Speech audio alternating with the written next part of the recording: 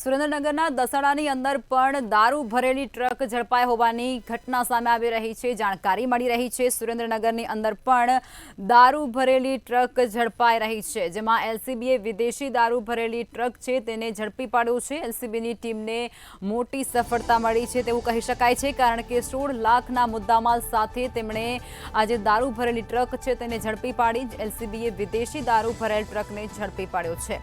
નશીલા પદાર્થનું વેચાણ સતત વધી રહ્યો હોય રાજ્યમાં તેવું લાગી રહ્યું છે। અનેક બનાવો સામે આવી રહ્યા છે, તે અંતર્ગત સુરેન્દ્રનગરની અંદરથી પણ આ એક બનાવ સામે આવી રહ્યો છે, જેમાં દસાડામાં દારૂ ભરેલ ટ્રક ઝડપાયો હતો અને એલસીબી દ્વારા તેને ઝડપી પાડવામાં આવ્યો છે।